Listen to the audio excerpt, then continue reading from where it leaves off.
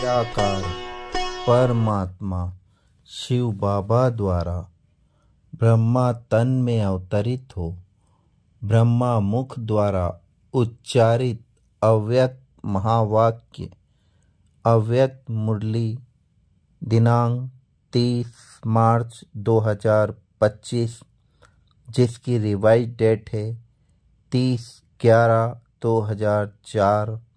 मुरली का टाइटल है अभी अपने चलन और चेहरे द्वारा ब्रह्मा बाप समान अव्यक्त रूप दिखाओ, साक्षात्कार मूर्त बनो।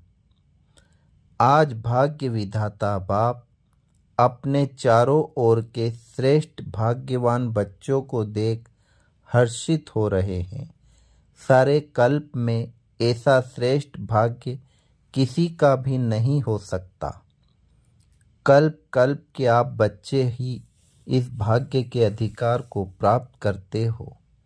याद है अपना कल्प कल्प के अधिकार का भाग्य।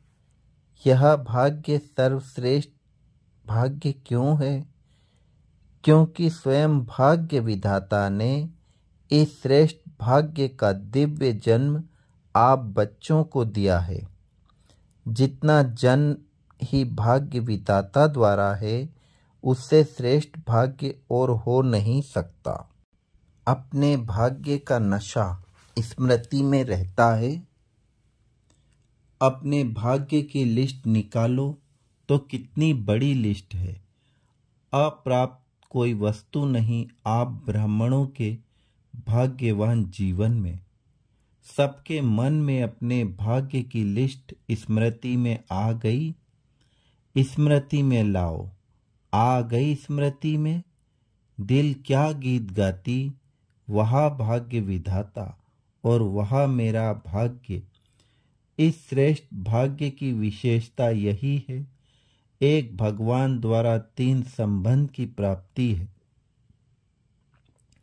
एक द्वारा एक में 3 संबंध। जो जीवन में विशेष संबंध गाए हुए हैं बाप शिक्षक सतगुरु। किसी को भी एक द्वारा 3 विशेष संबंध और प्राप्ति नहीं है।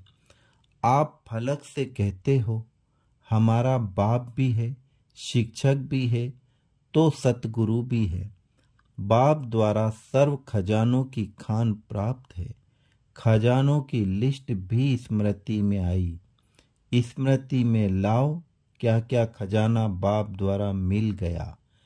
मिल गया या मिलना है क्या कहेंगे।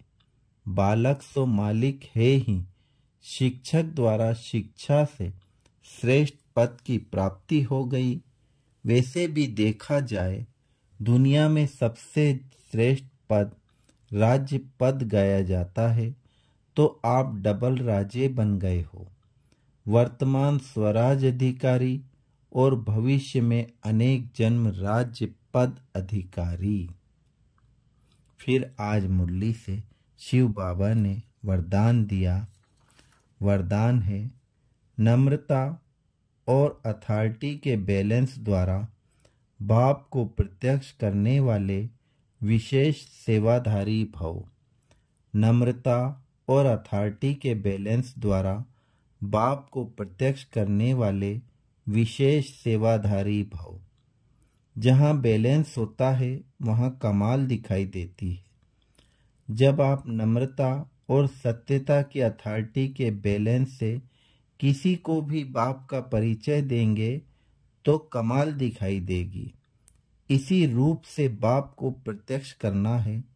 आपके बोल स्पष्ट हों, उसमें स्नेह भी हो, नम्रता और मधुरता भी हो, तो महानता और सत्यता भी हो, तब प्रत्यक्षता होगी।